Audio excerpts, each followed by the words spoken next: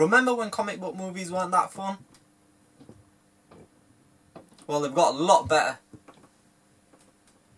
Most of them have.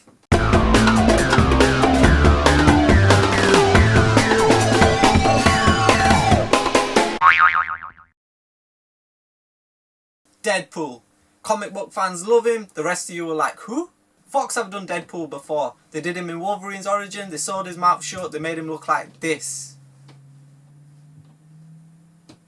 But we finally got a Deadpool movie with Deadpool looking like Deadpool from the Deadpool comics. Deadpool. It's one of the most accurate comic to film adaptations ever. Just look at this. Played by Ryan Reynolds, the insane merc with a mouth who constantly breaks the fourth wall. Maybe a little too much. I mean, when Ryan Reynolds referred to himself in the film, I mean, he was referring to the actor Ryan Reynolds, but he's Deadpool, but he's Ryan Reynolds. It was one joke too many. We also get Negasonic Teenage Warhead and Colossal in this film. Now, they're really there to let everyone know who aren't familiar with Deadpool that he is part of the larger X-Men universe. He does exist within the same world as Wolverine. And I liked how he made a reference to the studio not being able to afford more X-Men. Good stuff.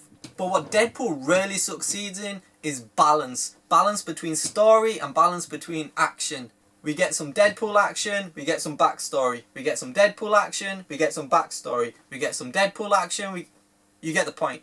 Remember Superman Returns that no one remembers? That great Superman film that wasn't great, that everyone loved but didn't love? That one.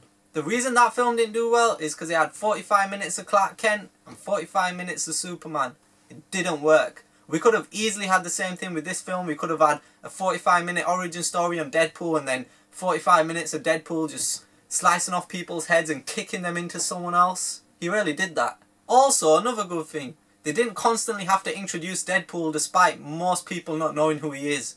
I'm looking at you, Suicide Squad. Where Deadpool also succeeds is, he has a mission, he knows who his target is, and he goes for him. It's a simple personal little vendetta between each other. He goes for revenge. The villain isn't some over-the-top villain trying to take over the world or destroy it. Deadpool isn't sacrificing his life to save all of humanity. It's a smaller plot, and it works better. It's definitely one of the funniest films of 2016, and it only has 2 big action pieces, but it works better because it's broken up between backstories, so it all fits together nicely. Again, I'm looking at you, Suicide Squad. Learn. If you haven't seen Deadpool or you're not familiar with Deadpool, don't worry. You don't need to watch all the other X-Men films to get this. It is a complete standalone film despite having some X-Men characters in it. It's not like the Marvel movies where if you're going to watch Avengers 2, maybe you should watch Captain America. It doesn't work like that. If I'm honest, I don't have too much bad things to say about this film.